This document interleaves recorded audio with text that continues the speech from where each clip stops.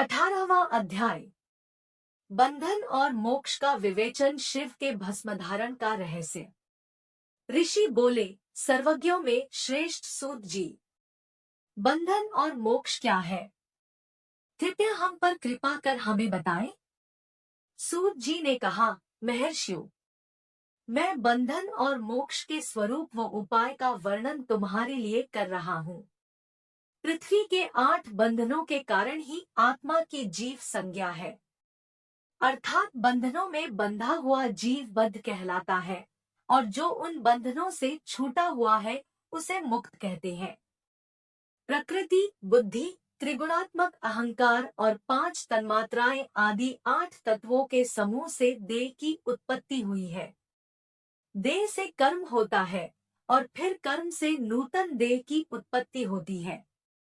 शरीर को स्थूल, सूक्ष्म और कारण के भेद से जानना चाहिए।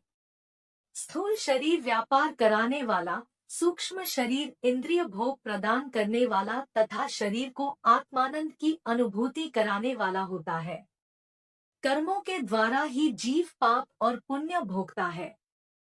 इन्हीं से सुख दुख की प्राप्ति होती है।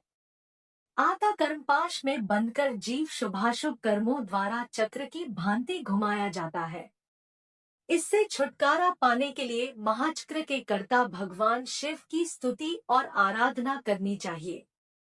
शिव ही सर्वज्ञ, परिपूर्ण और अनंत शक्तियों को धारण किए हैं।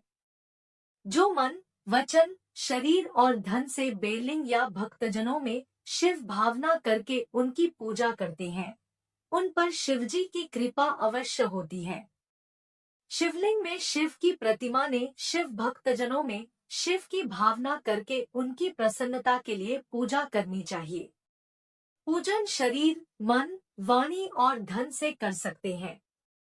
भगवान शिव पूजा करने वाले पर विशेष कृपा करते हैं और अपने लोक में निवास का सौभाग्य प्रदान करते हैं। जब तन्मात्राएं वश में हो जाती हैं, तब जीव जगदम्बा सहित शिव का सामीप्य प्राप्त कर लेता है।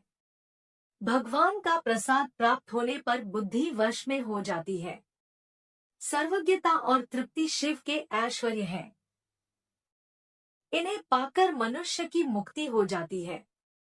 इसलिए शिव का कृपा प्रसाद प्राप्त करने के लिए उन्हीं का पूजन करना चाहिए।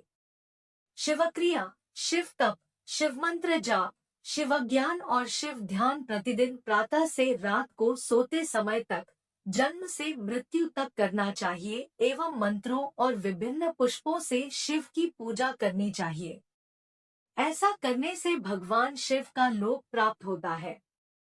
ऋषि बोले, उत्तम व्रत का पालन करने वाले सूत जी, शिवलिंग की पूजा कैसे करनी चाहिए? कृपया हमें बताइए। सूत जी ने कहा, ब्राह्मणों, सभी कामनाओं को पूर्ण करने वाले लिंग के स्वरूप का मैं तुमसे वर्णन कर रहा हूँ। सूक्ष्म लिंग निष्कल होता है और स्थूल लिंग सकल।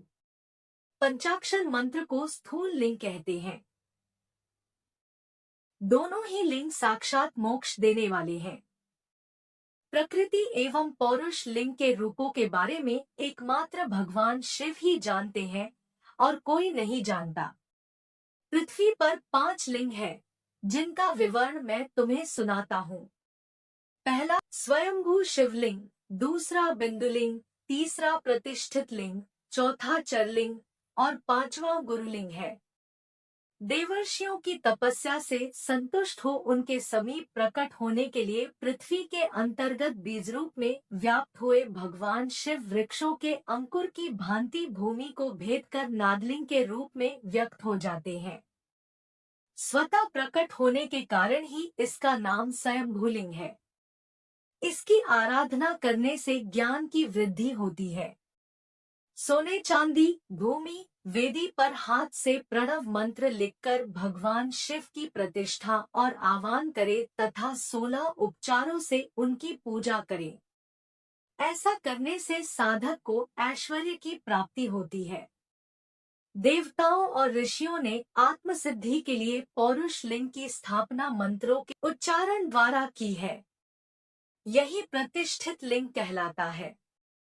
किसी ब्राह्मण अथवा राजा द्वारा मंत्रपूर्वक स्थापित किया गया लिंग भी प्रतिष्ठित लिंग कहलाता है, किंतु वह प्राकृत लिंग है।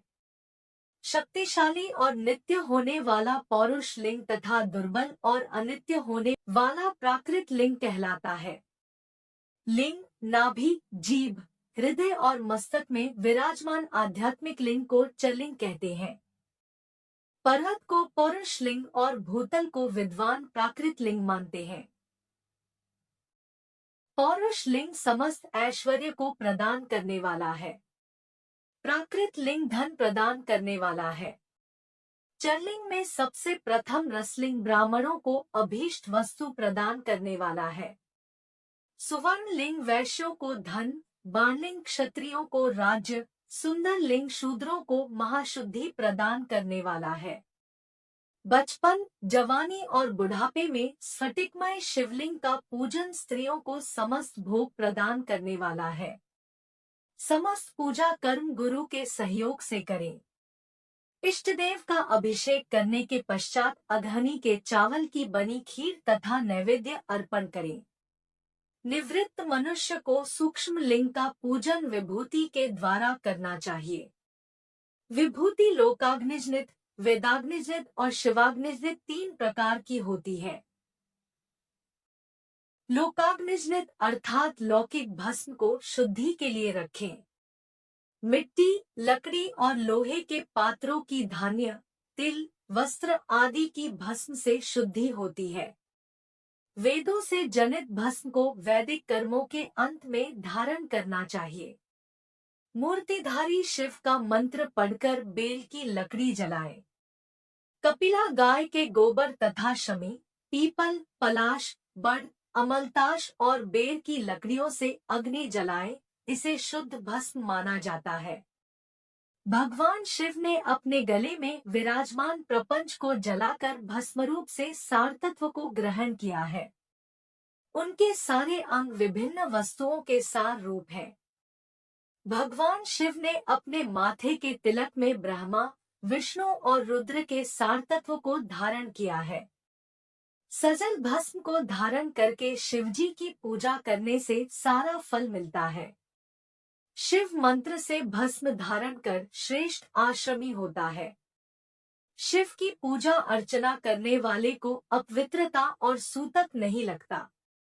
गुरु शिष्य के राजस, तामस और तमोगुण का नाश कर शिव का बोध कराता है।